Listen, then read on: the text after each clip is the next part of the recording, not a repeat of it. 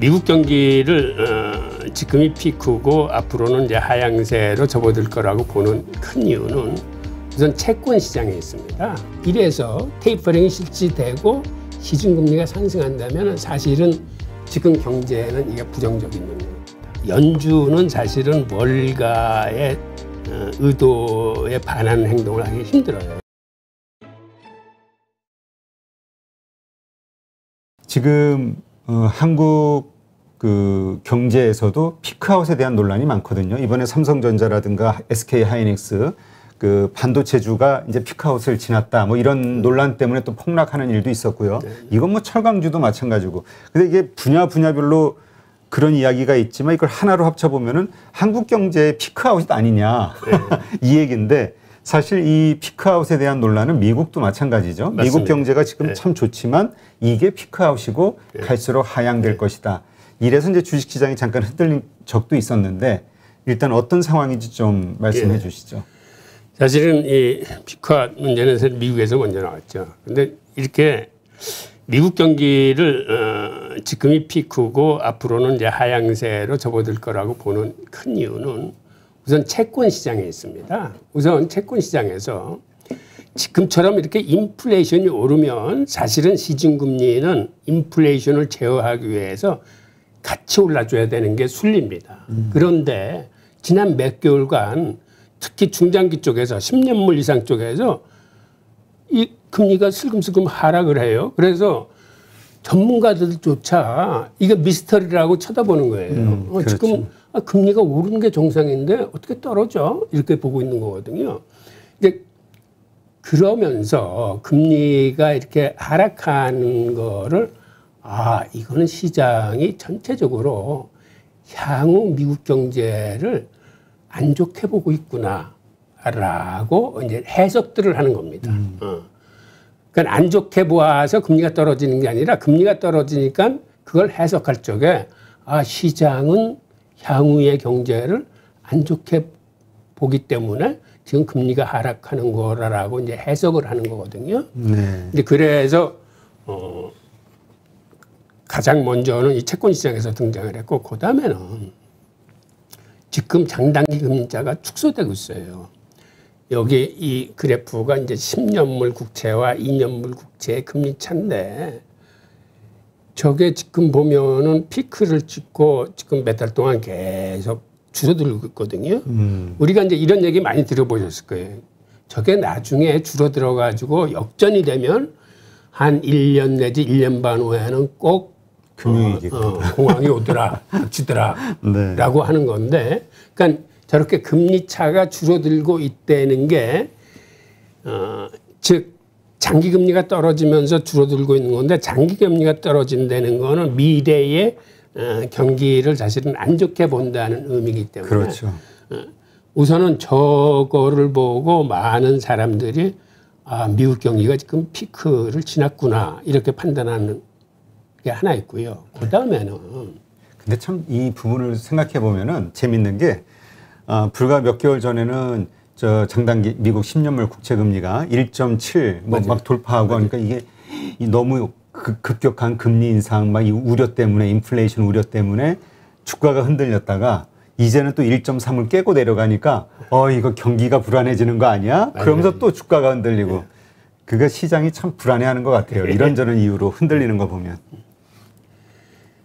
자, 그 다음에는 무슨 요소가 있냐면, 이번 코로나19 때 미국의 실업률이 3.5% 근처, 즉 거의 완전 고용 단계에 있다가 자그마치 15% 가까이로 실업률이 급증했습니다. 그러니까 저렇게 급증한 이유 중에 하나는, 미국은 사실은 파이어가 굉장히 쉬워요. 그러니까는 손쉽게 직장이 힘들면 해고를 시켜요.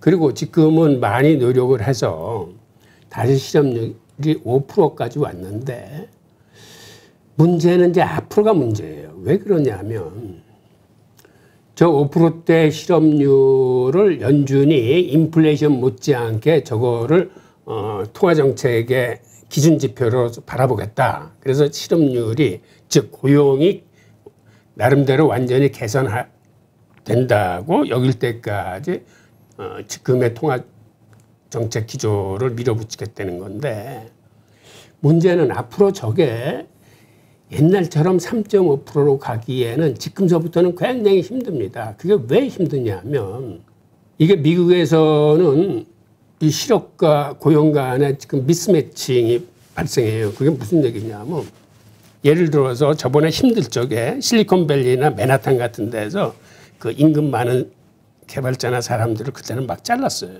쉽게. 그러니까 그 사람들이 그렇게 물가가 비싼 지역에는 뭐 한 달 임대료가 거의 $10,000씩 들어가는 그런 비싼 곳에서는 살지 못하기 때문에 그중에 많은 사람들이 뭐 고향으로 돌아간다거나 다른 중소 도시로 옮겨서 직업을 찾아본다거나 이래서 이제 옮겼거든. 그래서 그쪽에서 이제 자리를 잡았단 말이에요. 그런데 이제는 경기가 회복되면서 그 기업들이 다시 사람을 구하려고 구인 광고를 해도 옛날같이 그렇게 쉽게 이 구인이 안 되는 거예요. 그러니까 실업률은 지금 아직도 5.4%대에 있는데 구인난이 굉장히 심해, 미국에서는. 옛날보다도 구인 건수가 한 25% 정도가 더 늘었다고 그래요. 네. 그래도 사람을 구하기가 힘들어. 저런 이유가 왜 그러냐면 저거를 유럽하고 비교해 보면 쉽게 알 수 있습니다. 팬데믹 위기 시에 이 그래프에서 보면 미국의 실업률은 아직 수직으로 치솟아 버렸어요. 15%까지. 즉 그만큼 사람들이 많이 해고당했다는 건데 네. 유럽은 그 시기에 해고되는 즉 실직되는 사람들의 숫자가 극히 미미합니다. 그래서 유럽은 지금 요거를 넘기면은 앞으로는 경기 회복 속도가 미국보다는 빨라질 거예요.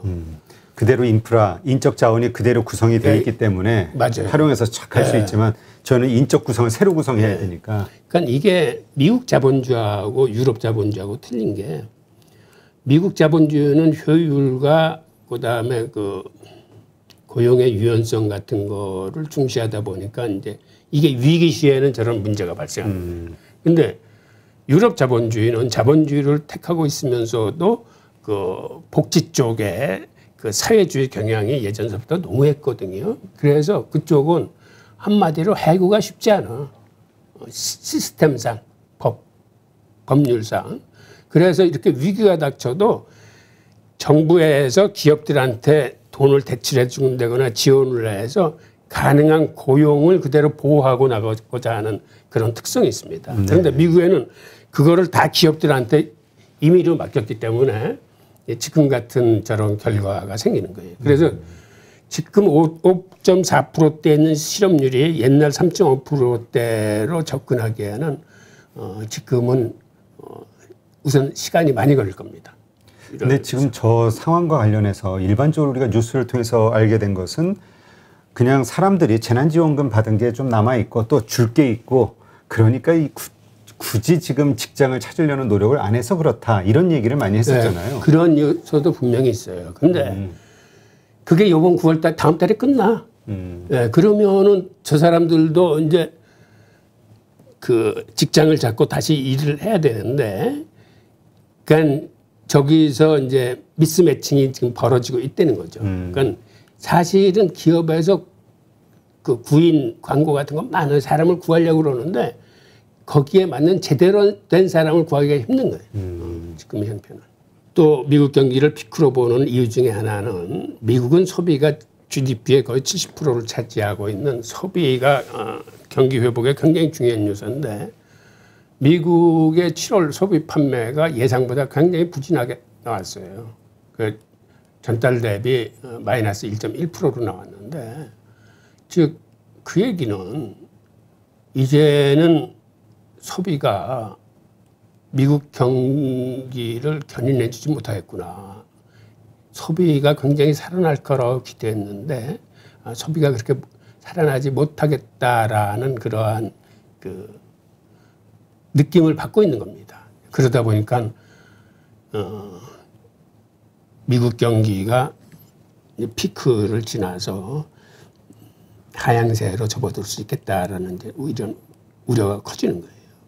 그래서 저러한 소비 지표가 부진하게 나온다는 게 굉장히 이제 사람들을 위축시키는 거고 또 하나는 소비 지표뿐만 아니라 필라델피아 제조업 지수 같은 경우 지난 4개월 동안 연속 예상을 하회하고 있습니다.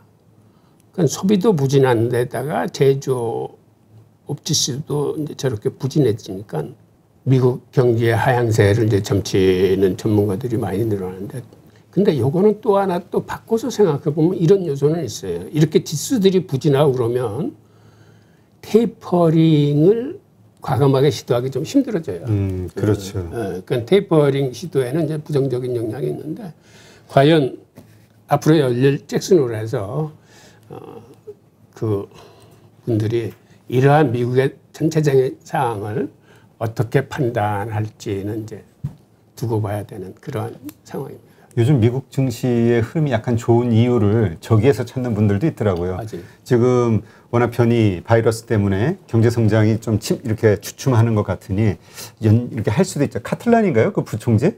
네. 예, 뭐 그런 유의 얘기를 했다. 권한은 없지만 뭐 이런 얘기도 나오면서. 근데 그게 옛날에는 그게 통했어요. 그게 예전에는 이렇게 지표가 나오면 사실은 실물 경제가 이렇게 부진하면은 주가가 떨어지는 게 맞는데, 오히려 주가가 오르는 현상이 생기는 게, 아, 지금 경기가 나쁘니까 연준이 돈을 풀지 않을 수 없겠구나. 연준이 시장을 도와줄 뿐이 없겠다 하는데, 지금은 연준은 그렇게 도와줄 수 있는 형편이 안 됩니다. 아예 안 돼요. 네, 그러니까 지금은 사실은 저런 부진한 지표를 가지고, 아, 이거 연준이 뭔가 액션을 취하겠다라고 생각하면은 지금은 좀 아닌 것 같아요. 네.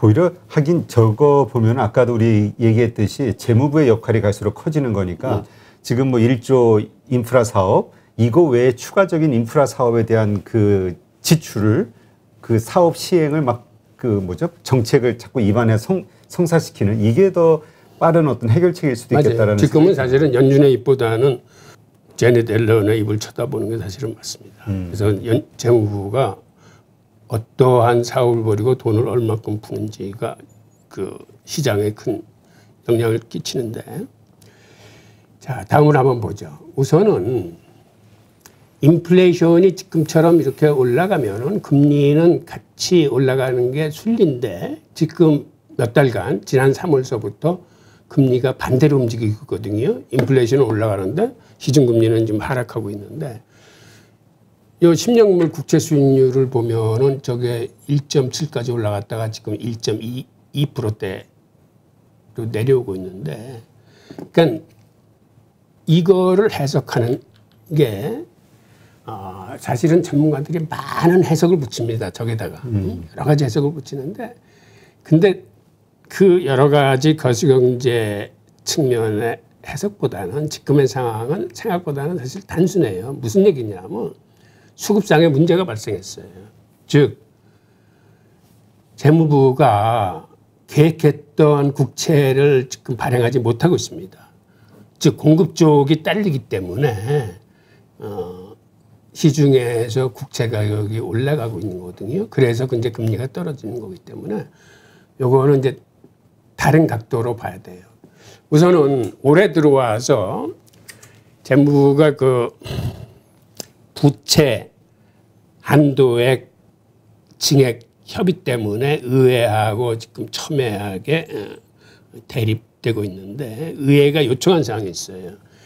니네 지금 연준에다가 그 많은 현금을 쌓아놓고 있는데 그렇게 돈을 주머니에 많이 들고 있으면서 부채 한도 증액해달라는 게 말이 되냐. 우선 현금을 어느 정도 다 쓰고 난 다음에 요청을 해라라는 게 이제 의회의 뜻이거든요. 그러다 보니까 올해 들어와서 연준이 국채를 발행해서 거기서 들어온 돈으로 돈을 쓰는 게 아니라 갖고 있는 현금 장부를 지금 줄이는데 여념이 없습니다. 지금 8월 18일 현재 연준에 예치되어 있는 재무부의 현금 잔고가 3,388억 달러까지 줄었는데, 저게 지금 어느 정도 금액이 줄어든 거냐면 연초만 해도 거의 1조 6천억 달러 이상의 현금을 보유하고 있었어요. 근데 그 중에서 올해 들어와서 현금을 지금 1조 3,300억 달러를 재무부가 쓴 겁니다. 즉 올해는 국채를 2조 3천억 달러 정도 순중 발행하려고 계획을 했었는데 이 계획에서 발행량을 한 반 정도 줄이고 그 대신 돈을 현금 잔고에서 갖다가 지금 쓰고 있는 거예요. 그러다 보니까 저만큼 국채 발행 계획에서 국채 발행이 축소됐습니다. 그러니까 시중에 평소에 나오던 국채 물량에 비해서 반 이상 줄어들어서 나오기 때문에 즉 공급 쪽에서 국채가 확 줄어서 특히 중장기채에서 금리가 떨어지고 있는 거예요. 국채 가격이 오르다 보니까. 그래서 지금의 금리 하락 현상은 사실은 이건 수급 문제로 저 수급이 정상화되면은 사실은 반전될 겁니다. 다시 금리는 인상적으로 반등할 거예요. 그 다음에는 그래서 금리라는 건 10년물 국채금리 말씀하시는 거죠? 예, 중장기채를 얘기하는데 아니 10년, 20년, 30년물이 다 포함되어 있어요. 다 포함해서. 예. 그 다음에 그래서 지금 국채를 발행하는 양을 보면 원래는 한 3천억 월 3천억 정도의 물량이 쏟아지는 게 정상이에요. 왜 그러냐면 롤오버 물량까지 있기 때문에 그러니까 2조 3천을 12달러로 나오면 월 한 2천억 달러인데 거기다 롤오버 물량까지 해서 한 3천억 달러의 국채가 시장에서 소화돼야 되는데 지금 같은 상황에서는 월 1,200달러 내지 1,500달러 정도뿐이 국채가 나오질 않아요. 그러다 보니까는 시중에서 평소에 비해서 국채 공급이 줄어들어 가지고 금리가 이제 하락하는 현상이 있고 그래서 이번 8월 달에도 미국 재무부가 국채를 한 1,200억 달러어치 발행했다고 발표를 하면서 이번에는 좀 특이한 거를 하나 시사했어요. 그 얘기는 11월 달에 국채 발행의 축소 가능성이 있다는 걸 슬그머니 시사를 했어요. 그런데 저게 어떤 의미냐면 연준의 테이퍼링이 아마 저 시기쯤 시행되는 게 아니냐. 그리고 6월 11월. 네.